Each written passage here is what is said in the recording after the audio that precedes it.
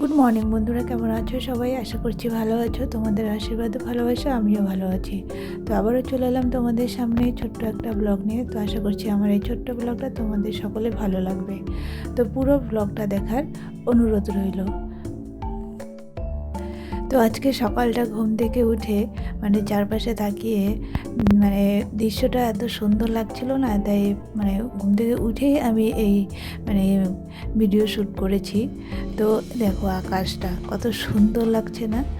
তো আমি উঠেই না ঘুম থেকে চারপাশটা দেখে এত ভালো লাগলো, তো ভাবলাম তোমাদের সঙ্গে একটু শেয়ার করি। তো আর এই যে রাত্রে ঝড় হয়েছিল, তো দেখো বাড়ি ঘরের কী অবস্থা হয়ে গেছে। গাছপালা সব এলোমেলো হয়ে গেছে, আর ভাঙেনি গাছপালা, সব ডালপালা এদিক ওদিক হয়ে গেছে। আর এই যে গাছটা দেখতে পাচ্ছ, অপরাজিতা ফুলের গাছটা, এটা কিন্তু পড়ে গিয়েছিল, আমি পরে উঠিয়ে ঠিকঠাক করে রেখেছি। তো এই যে এই সেই সুন্দর দৃশ্যটা শ্যুট করে তারপরে আমি সব কাজগুলো তাড়াতাড়ি সেরে নিয়েছি। উঠোনটা দেখেছিলে কেমন নোংরা হয়েছিল? উঠোনটা ফটাফট ঝাড়ু দিয়ে তারপরে ঘর ঝাড়ু দিয়ে ঘর মুছে তারপরে এই যে চলে এসেছি বিছানা তুলতে। ও তার আগে বলি, রান্নাও হয়ে গেছে। রান্না করেছি শুধু আজকে ডিমের ঝোল। তো রান্না করে চলে এসেছি, বিছানাটা গুছিয়ে তারপরে ছেলে উঠেছে, ছেলে উঠে ব্রাশ করছে। তো আমি ভাবলাম বিছানাটা আমি গুছিয়ে নিই, তারপরে ছেলেকেও খেতে দিব, আমিও খাবো। তো চলো বিছানাটা ততক্ষণ গুছিয়ে নিই।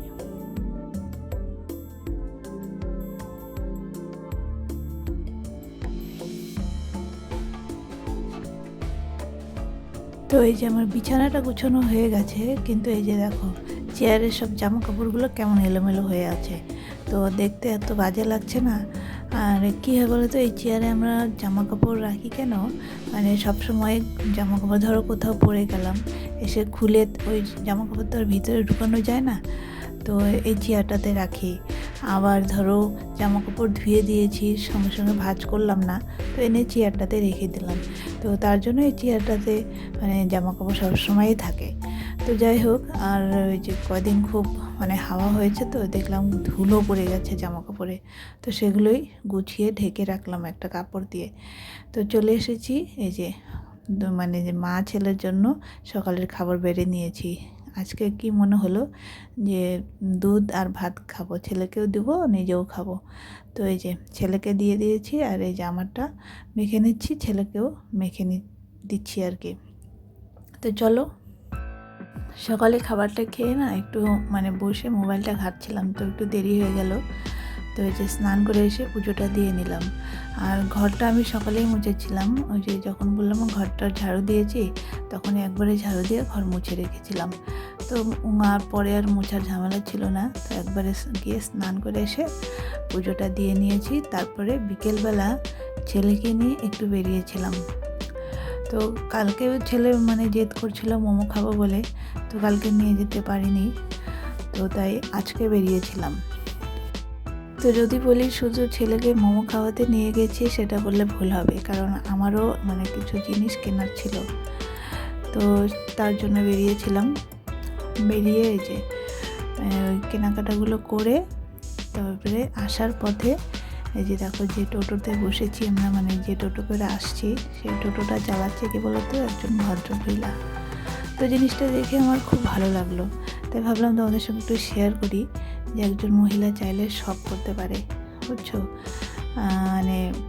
যে কোনো কাজে তো কোনো লজ্জা নেই, যে কোনো কাজ মেয়েরাও করতে পারে চাইলে। তো আর এই যে আমার শপিং, এটা হচ্ছে লেগিংস, বুঝছো, একটা হোয়াইট কালার লেগিংস এনেছি, আর হচ্ছে একটা নাইটি এনেছি। কন্টিনিউ আমার ব্লগ যারা দেখেছো প্রত্যেকদিন, তারা হয়তো দেখেছো যে দুটো নাইটি আমি কন্টিনিউ করে ব্লগ করেছি।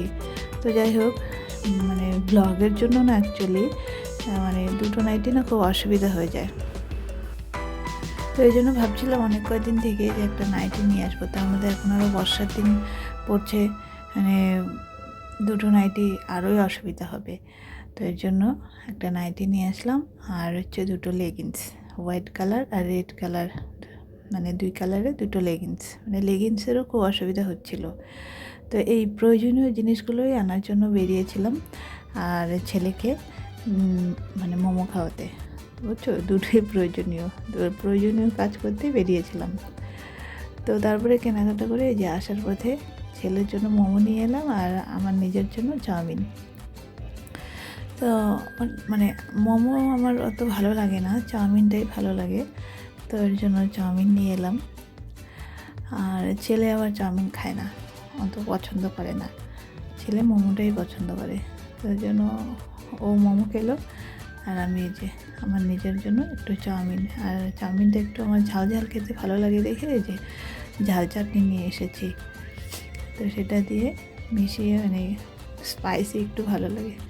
তো চলো আজকের ব্লগটা এই পর্যন্তই, সবাই ভালো থেকো, সুস্থ থেকো, দেখা হচ্ছে আবারও নতুন একটা ব্লগ নিয়ে।